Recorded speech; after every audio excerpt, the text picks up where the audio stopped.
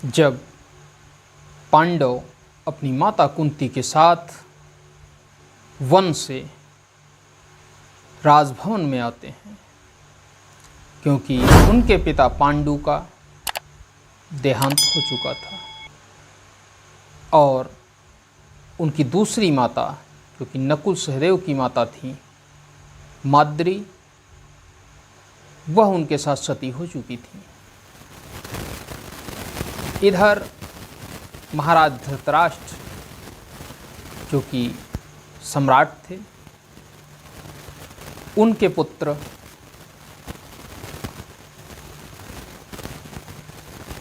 कौरव, दुर्योधन, ये सब शिक्षा ग्रहण कर रहे थे कुलगुरु कृपाचार्य के पास।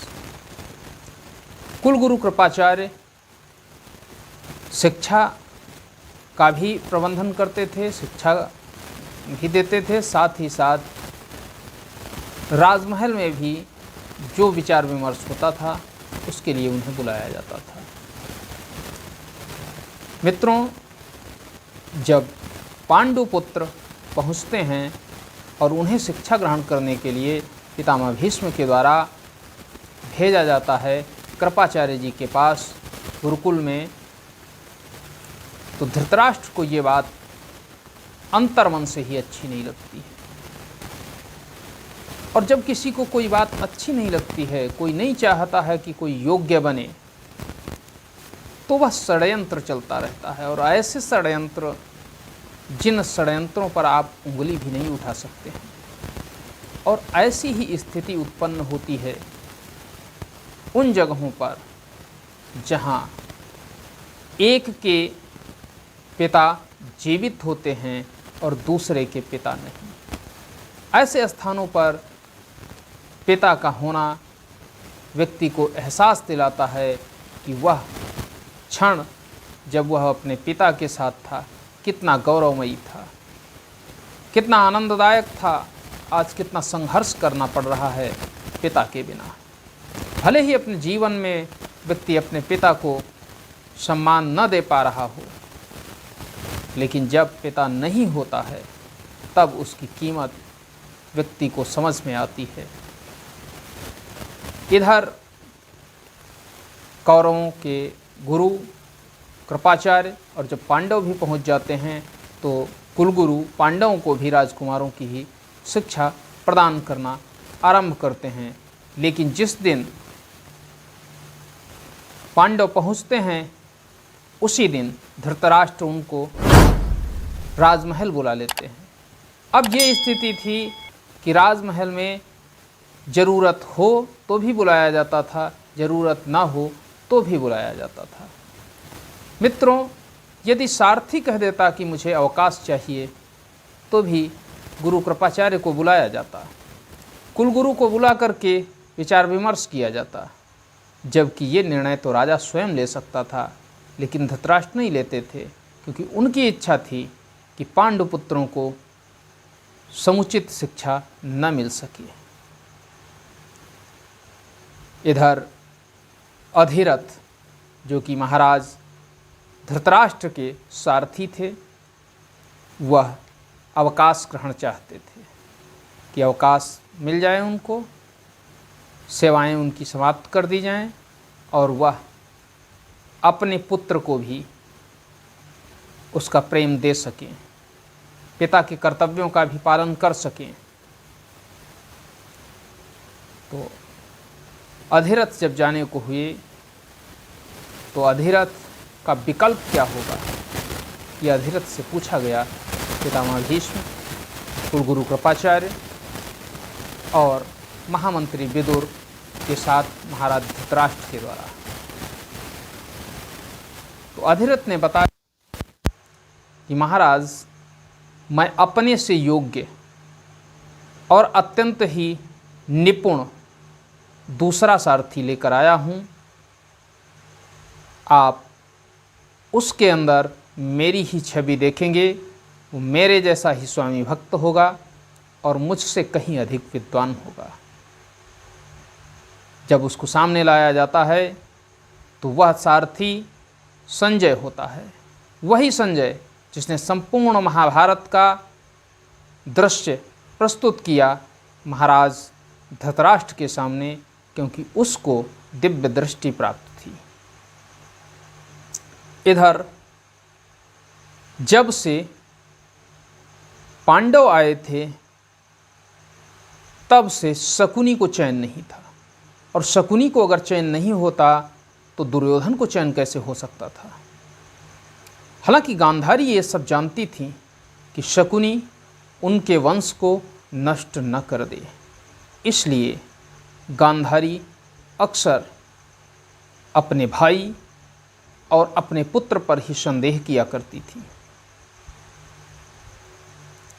इधर शकुनी के मन में एक विचार उत्पन्न हुआ कि अगर ये पांचों पांडव, जो कि अपने सबसे बड़े भ्राता युधिष्ठिर की हर आज्ञा का पालन करते हैं और ये एकत्रित रहते हैं, पांच के मिलने से पांचों गलियां जब मिलती हैं तो क्या बनती है, मुष्टिका बन जाती है, और मुष्टिका जब बन जाती है तो वह भीषण प्रहार करती है।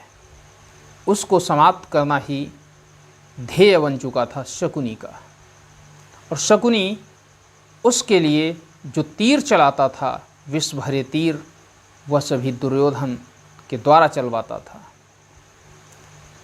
मित्रों, अब पांडवों और कौरवों में इसलिए नहीं पड़ती थी क्योंकि भीम के पास भी बल था और दुर्योधन के पास भी बल था। भीम को नियंत्रित करने के लिए युधिष्ठिर था, जबकि दुर्योधन को नियंत्रित करने के लिए कोई नहीं था। उसे इस दुनिया के बारे में कुछ भी ज्ञात नहीं था, वो तो उसी चालों पर चलता था जो शकुनी के द्वारा उसके ऊपर चलाई जाती थी। भीम और दुर्योधन के बीच स्वाभाविक वैमनस्य होना था, क्योंकि भीम से दुर्योधन जीतता नहीं था, और जब दोनों ही बलवान हैं तो जीतेगा कैसे।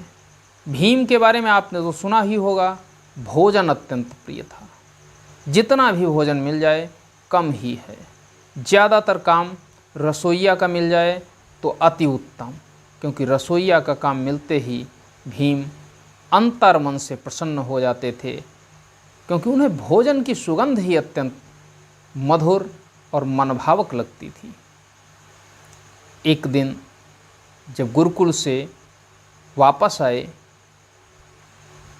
क्योंकि शिक्षा उस समय पूर्ण नहीं हो पा रही थी और कोई अस्थायी गुरु नहीं मिल पा रहा था, कृपाचार्य जी के पास कई राजकाज के कार्य भी हुआ करते थे, इस वजह से उचित शिक्षा नहीं मिल पा रही थी। तो भीम अर्जुन को दौड़ाते हुए आ रहे हैं, अर्जुन आगे भागते जा रहे हैं, बचाओ पितामह, बचाओ पितामह, बचाओ पितामह। तो पितामह भीष्म अर्जुन को गोद में ले लेते हैं और कहते हैं, क्या बात है पुत्र अर्जुन, क्यों डरे हुए हो। तो अर्जुन बताते हैं कि भीम भैया मेरा पीछा कर रहे हैं और वह मुझको पीटेंगे ज़रूर। तो पितामह भीष्म कहते हैं, आखिर बात क्या है, क्यों भीम तुमको पीटेंगे, बताइए, कारण बताइए। तो अर्जुन कहते हैं, कारण पितामह यह है कि मैं भीम भैया की खीर खा गया हूँ। पितामह कहते हैं, तो इसमें क्या बात है ऐसी, जो भीम तुमसे बड़ा है और जो बड़ा होता है उसके भाग को छोटा तो खा सकता है, लेकिन बड़े के पास ये अधिकार नहीं होता है कि वो छोटे के भाग को खा जाए। तब तक भीम आ जाते हैं और भीम अत्यंत क्रुद्ध होते हैं और वो कहते हैं कि पितामह इसने मेरी खीर खाई है, इसने मेरी खीर खाई है, इसे कहिए मेरी खीर दे, मेरी खीर मुझे दे। पितामह कहते हैं, अरे जब वो खा चुका है तुम्हारी खीर तो वो कहाँ से देगा, अब खीर मिलने वाली तो नहीं है, लेकिन मैं तुम्हें विश्वास दिलाता हूँ कि अगले दिन ढेर सारी खीर का प्रबंध करूँगा और सुगंधित खीर होगी, संपूर्ण मेवामिष्ठान होंगे, जो तुम्हें अत्यंत स्वादिष्ट लगती है वो तुम्हारे लिए बनवाई जाएगी। जब ऐसा आश्वासन मिल जाता है भीम को, तब वह अर्जुन को छोड़कर वापस अपने शयन कक्ष की तरफ प्रस्थान कर जाते हैं। इधर अर्जुन से पितामह कहते हैं कि हे अर्जुन, अब जाओ और तुम भी शयन करो। तो अर्जुन कहते हैं नहीं पितामह, मैं नहीं जा सकता, क्योंकि भीम भैया इस समय अत्यंत क्रुद्ध हैं और यदि मैं उनके पीछे पहुंचा तो वो रास्ते में ही मुझे कूट कूट कर मेरा कचूमर निकाल देंगे। तो पितामह भीष्म कहते हैं तो फिर क्या किया जाए? अर्जुन कहते हैं पितामह, ऐसा न हो आज रात्रि मैं आपके साथ ही विश्राम कर लूँ। पितामह उसके प्रेम को देखकर अत्यंत ही प्रसन्न हो जाते हैं और उसको दुलराने लगते हैं, साथ में सुलाते हैं और कहते हैं ठीक है, जब तुम्हें निद्रा आ जाएगी तब मैं तुम्हें तुम्हारे शयन कक्ष में भिजवा दूंगा। मित्रों, ये तो इधर से जो समय था निकल रहा था, ऐसी ही क्रियाएं हो रही थीं। उधर शकुनी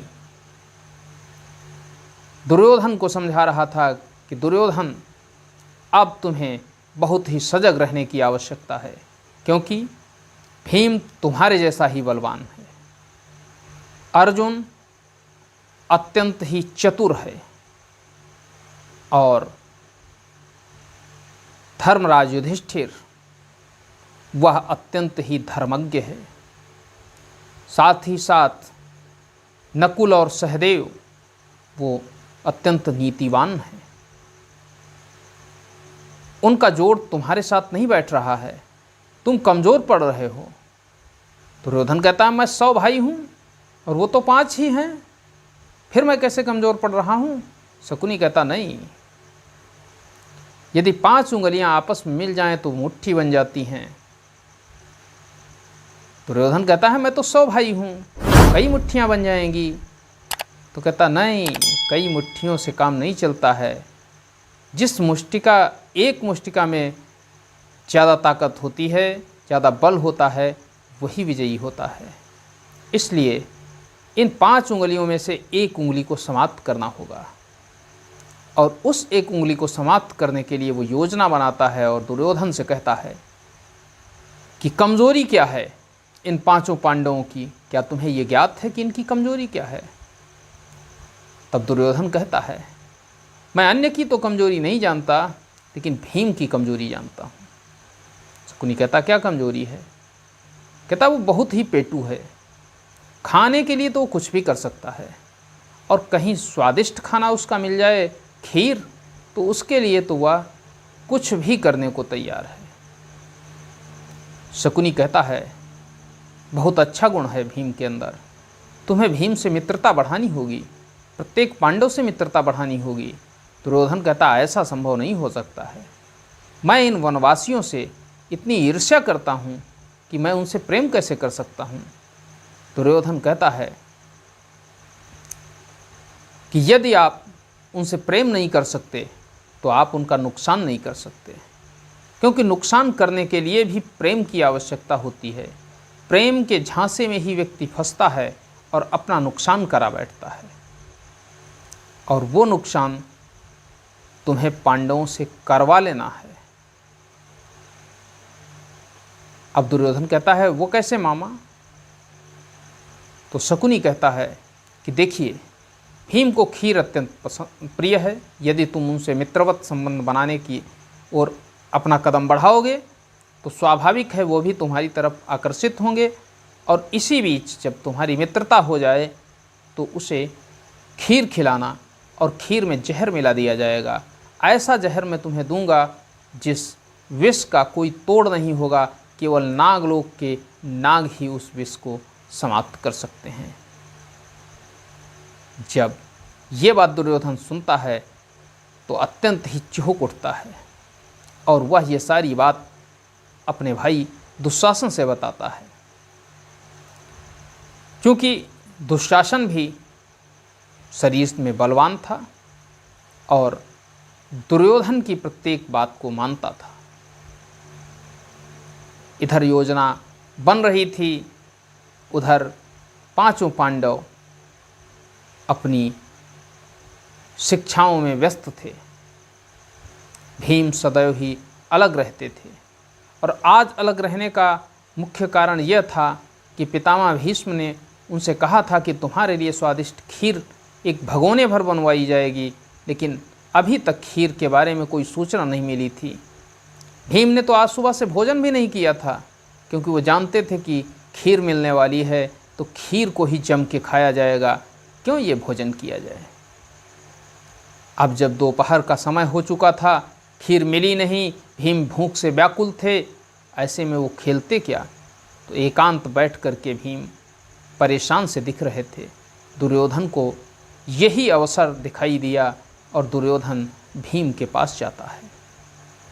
भीम उसकी तरफ देखते भी नहीं हैं, लेकिन वह भीम के पास ही जाकर बैठ जाता है और 2 सेव निकालता है, 1 सेव भीम को देता है।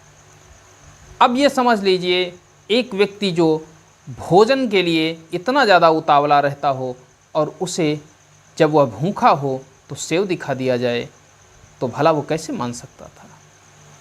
उसका मन मानने के लिए तैयार नहीं था। तब ऐसी स्थिति में उस भीम ने दुर्योधन से वह सेव ले लिया और 1 सेव भीम और 1 सेव दुर्योधन दोनों खाने लगे। खाते खाते बात होने लगी। दुर्योधन ने कहा कि तुम मेरे भाई हो और अभी तक मैंने जो कुछ भी किया वो हमारी नासमझ थी। मैं नहीं समझ पा रहा था कि मुझे क्या करना चाहिए, क्या नहीं करना चाहिए, लेकिन अब तुम मेरे भाई हो और तुम्हें अपने भाई की तरह ही मैं प्रेम से रखना चाहता हूँ।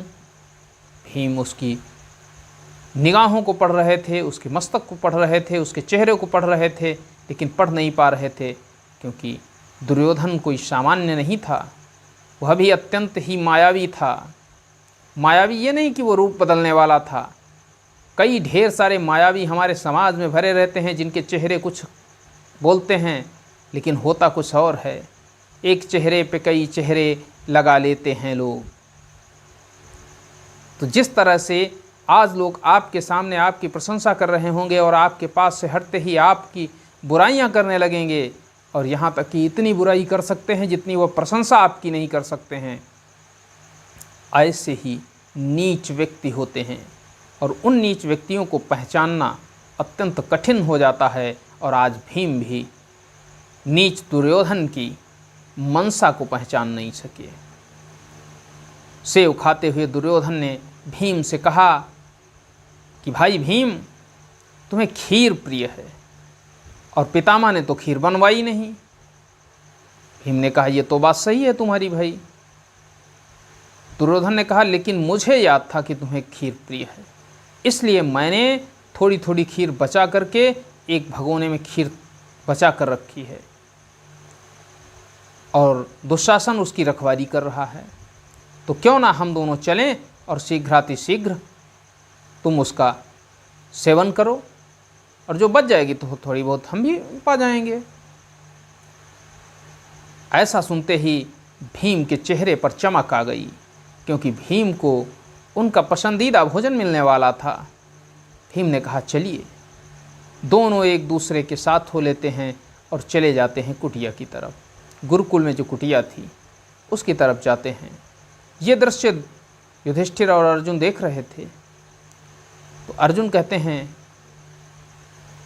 भ्राताश्री ये क्या है, आज दुर्योधन और भीम साथ साथ जा रहे हैं।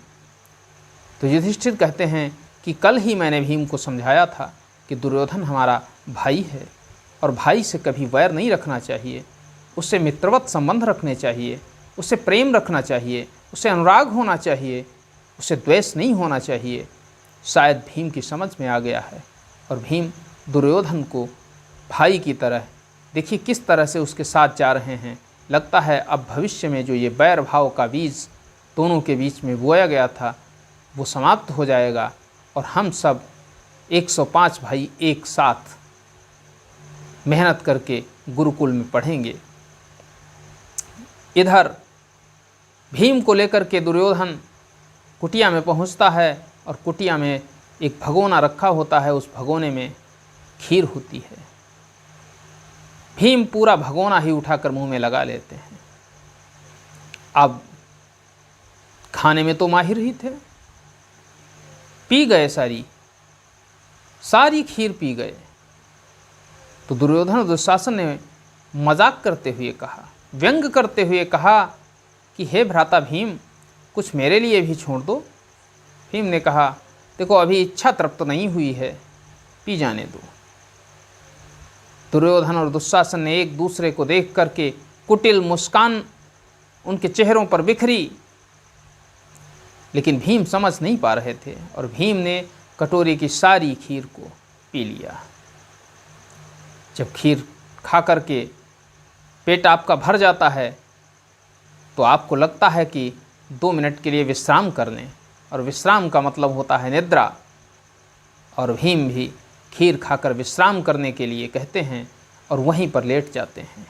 लेटते ही क्योंकि उस खीर में वह भयंकर विष मिला हुआ था, इसलिए देर नहीं लगती है और भीम बेहोश हो जाते हैं।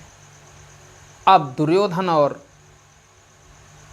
दुशासन दोनों ही भीम के पास जाते हैं और भीम भीम भीम भीम बार बार चिल्लाते हैं, लेकिन भीम की तरफ से कोई आवाज़ जब नहीं आती है तो वो समझ चुके होते हैं कि लगता है भीम का काम तमाम हो गया है। अब हमें इसे ठिकाने भी शीघ्र लगा देना चाहिए, क्योंकि यदि शीघ्र इसको मैंने ठिकाने नहीं लगाया तो कोई न कोई यहाँ आ सकता है, और ज्यों ही आया तो भंडा फूट जाएगा, और भंडा फूटने का मतलब है काज गिरने वाली है। ऐसा दुशासन ने कहा। दुर्योधन कहता है, नहीं, मेरे ऊपर कुछ नहीं होने वाला, क्योंकि पिताश्री का आश्रय है मेरे पास, वो सम्राट हैं, मेरा कुछ नहीं हो सकता। लेकिन फिर भी शीघ्रता करनी चाहिए, और भीम को उसी चटाई में बांध करके पास ही में बह रही गंगा जी में प्रवाहित कर देते हैं। मित्रों, भीम गंगा जी में बहते जा रहे हैं। अब आप अनुमान लगा सकते हैं कि एक बेहोश बालक गंगा जी में बहता हुआ जा रहा है, लेकिन ये सारे दैवीय योग थे, क्योंकि भीम भी पवन पुत्र थे, पवन देवता के पुत्र थे। इसलिए भीम इतनी जल्द समाप्त नहीं हो सकते थे, क्योंकि भीम के द्वारा उस समय के असंख्य असुरों का समापन करना था, उनको यमलोक पहुंचाना था। दुर्योधन और दुशासन भी भीम के ही हाथों मरने थे। भीम बहते बहते बहते बहते नागलोक पहुंच गए, और ज्यों ही उन्होंने नागलोक की सीमा में प्रवेश किया, त्यों ही पहरे पर खड़े हुए नागों ने उनके ऊपर अटैक कर दिया, और उनका हमला, उनका आक्रमण इतना भीषण था कि तुरंत ही भीम को कई सारे नागों ने डस लिया। और ज्यों ही भीम को उन नागों ने डसा, भीम के अंदर जो जहर था, जो विष था, वह समाप्त हो गया। क्योंकि हम जानते हैं विष को विष ही दूर कर सकता है, और नागों के विष के कारण वह विष उनसे दूर हो गया जिस विष के कारण भीम बेहोश हुए थे। भीम की निद्रा टूट गई, और ज्यों ही भीम ने आंखें खोली, अपने होश व हवास में आए, त्यों ही उन द्वारपालों ने भीम को पकड़ करके राजा वासुकी के सामने, जो नागराज वासुक हैं, उनके सामने प्रस्तुत किया। नागराज वासुक ने भीम से पूछा कि हे बालक, तेरा नाम क्या है? भीम ने कहा, हे देव, मेरा नाम कुंती नंदन भीम है।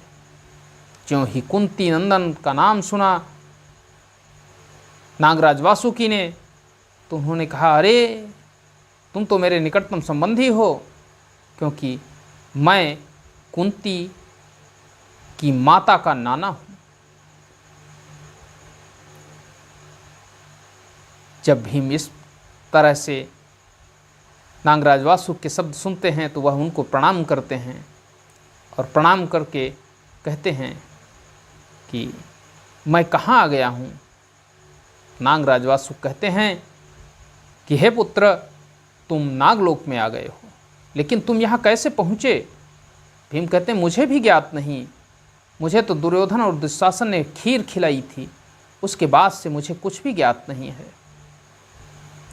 नागराज वासुकी सब कुछ समझ जाते हैं, और वह तुरंत ही सोम रस से सुधा रस, सुधा अर्थात अमृत, और वह अमृत नहीं मिला जिस अमृत को पीने से व्यक्ति अमर हो जाता है। क्योंकि जिस तरह से हमारे यहाँ चीनी बनती है, कई तरह की ब्रांड होते हैं, हर तरह के कई ब्रांड होते हैं, 1 नंबर, 2 नंबर, 3 नंबर, ऐसे ही अमृत में भी कुछ ब्रांड होते होंगे। थर्ड क्लास का ब्रांड दिया गया भीम को, जो कि नागों के पास होता था। उन्होंने अमृत कलश से अमृत दिया और एक कटोरे में 1000 हाथियों का बल था। भीम ने उस अमृत का पान किया, जिससे भीम के अंदर 10,000 हाथियों का बल आ गया। 10,000 हाथियों का बल आने से भीम और भी बलशाली हो गए। इधर भीम की खोजबीन में युधिष्ठिर जुटे हुए हैं, क्योंकि संध्या के समय भीम दिखाई नहीं पड़ रहे हैं। युधिष्ठिर परेशान हैं। अर्जुन, नकुल, सहदेव सारे लोग ढूंढ रहे हैं। दुर्योधन अपने मामा शकुनी को पहले से ही बता रहा है, मामा हमारी योजना सफल हुई, हमने 5 पांडवों में से 1 उंगली काट दी, अब वो मुट्ठी कभी नहीं बन सकते। शकुनी भी अत्यंत प्रसन्न होता है, क्योंकि शकुनी की चाल सफल हो गई थी। मित्रों, देखिए, वो बालक जिनके पिता कभी सम्राट हुआ करते थे, जिनके पिता आज नहीं हैं, वो वन में विचरण कर रहे थे, जब राजमहल में आते हैं, जबकि राजमहल पर संपूर्ण अधिकार उनका ही है। फिर भी आज उनके साथ क्या स्थिति उत्पन्न हो रही थी। बेचारे अपने भाई भीम को ढूंढ रहे हैं, भीम कहीं दिखाई नहीं देते हैं,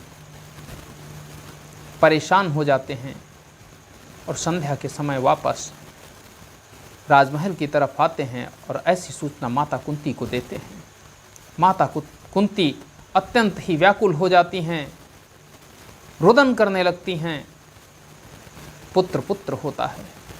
मित्रों, पुत्र का सबसे ज़्यादा अगर दर्द किसी को होता है पुत्र के ना होने का, तो माता को ही होता है, क्योंकि माता का ही प्रेम निस्वार्थ प्रेम होता है। पितामह भीष्म को जब इसकी जानकारी मिलती है तो वह तुरंत ही भीम को ढूंढवाने के लिए सैनिक भेजते हैं। धृतराष्ट्र भी चिंतित हो जाते हैं, गांधारी भी चिंतित हैं कि आखिर भीम गए कहाँ, हुआ क्या भीम के साथ। तब युधिष्ठिर बताते हैं कि दुर्योधन और भीम साथ साथ गए थे। जब दुर्योधन से पूछा जाता है कि तुम्हारे साथ भीम गए थे, तो दुर्योधन कहता हाँ गए जरूर हमारे साथ थे, लेकिन कुछ समय के बाद वह तुरंत ही निकल आए और उन्होंने कहा मुझे भ्राता युधिष्ठिर से मिलना है, और फिर दोबारा मुझे नहीं मिले।